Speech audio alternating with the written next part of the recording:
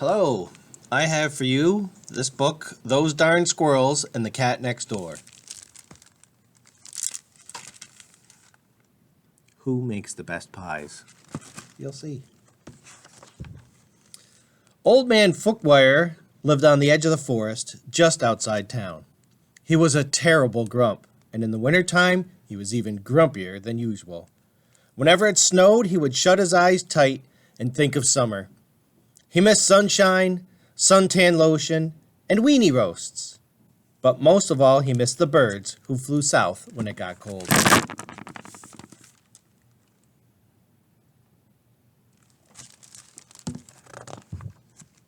During the long, lonely winter months, the only critters left in Fookwire's backyard were squirrels. Now, not many people know this, but squirrels are the champions of the forest.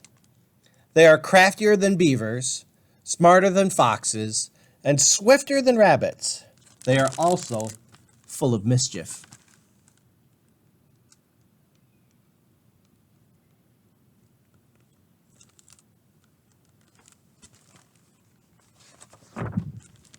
When it got too cold outside, the squirrels would drop in through Fookwire's mail slot and visit him at home. They'd warm themselves by the fire and finish the old man's crossword puzzles. When Fookwire woke up, he'd chase him out with a broom. Then he'd shake his old man fist and yell, "Those darn squirrels!"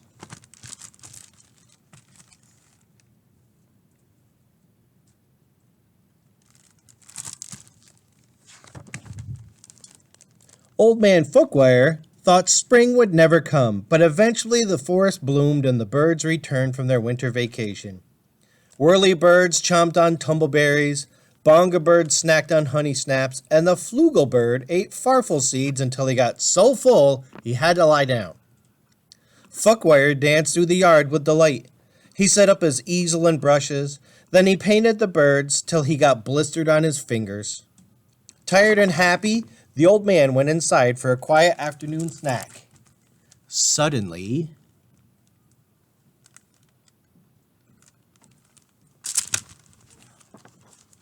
kaboom! Old Man Fookwire spilled cottage cheese all over his suspenders. Kablam! The flugelbird fell out of his nest. Kablooey! The squirrels had to restart their annual chess tournament.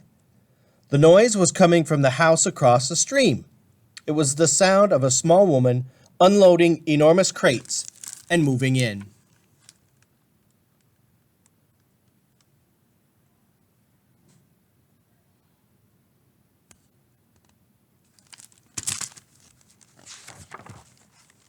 Fookwire's new neighbor was little old Lady Who, the town baker. The only thing sweeter than the pies Who baked was the little old lady herself. Everyone in town loved her, but no one could stand her cat, Muffins. He was a real jerk. He didn't see things that way. She thought Muffins was a cuddly honey bunny, but after the infamous poodle incident, she decided to move to the forest so their cat could make some new friends.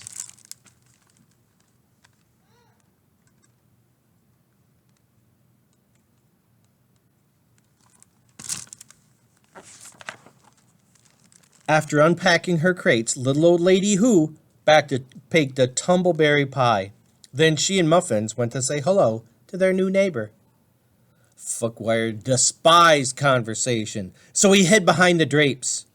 The squirrels were scared of this cat, so they hid inside the drain pipes. The birds weren't sure why everyone was hiding, but they stuffed themselves down the chimney just to be safe.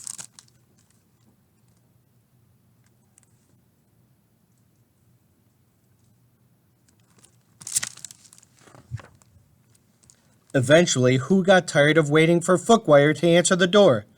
She walked around front, pushed the pie through the mail slot, and went home. Normally, Old Man Fookwire hated pies, but this one smelled delicious. He took a deep whiff and closed his eyes. When he opened them, the squirrels were licking the plate clean. "Those darn squirrels!" shouted Fookwire.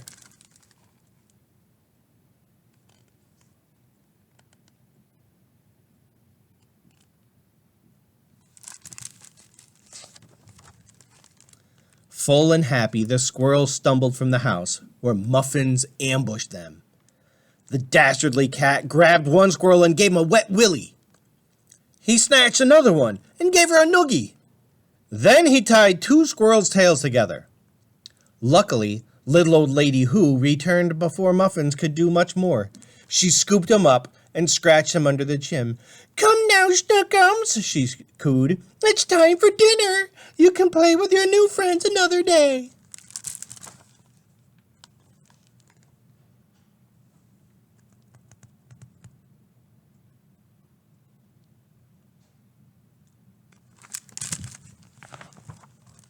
The next morning, Muffins burst into the yard, terrifying the birds and interrupting Old Man Footwear's painting. Then the sneaky cat pounced on an unsuspecting group of squirrels and gave them all wedgies. Not an easy thing to do, because generally squirrels don't wear underpants. The squirrels were furious. The birds flew up to their treetops and refused to come down, and Old Man Footwear was so upset he wrote a letter to the mayor to complain about his new neighbors.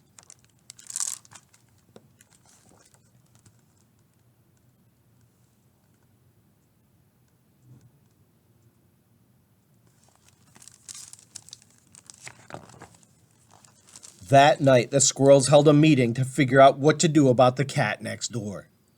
They ate cheese puffs and drank ginger ale to help them think. Finally, they had it. The perfect plan. Dun dun dun.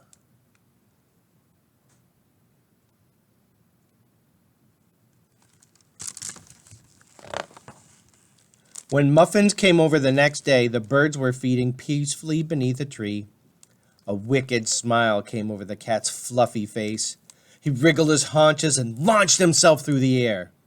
The frightened birds swooped into the sky, yanking the strings the squirrels had tied to their feathers. The strings sprang the trap, and the cat was doused with a gallon of freezing cold water. Muffins let out a furious howl.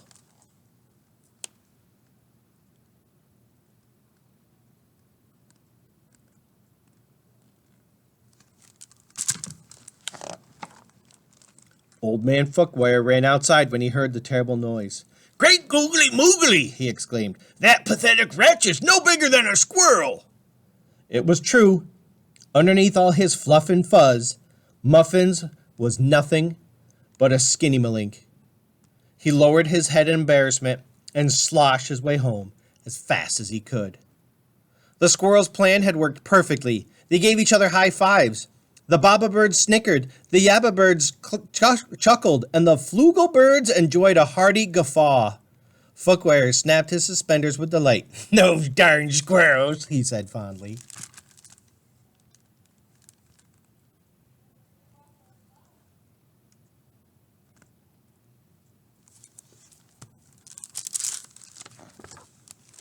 Old Man Footwear never warmed up to his new neighbors. He was a grump after all, but little old Lady Who became quite good chums with the birds and squirrels. Each Saturday when the bakery closed, she brought all the unsold cakes and pies and cookies home. She set them out on her picnic table, and everyone gathered for a delicious, fun-filled feast.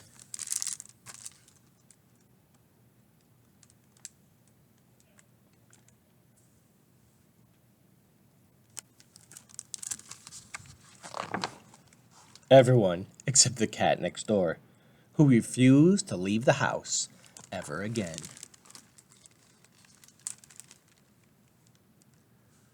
The end.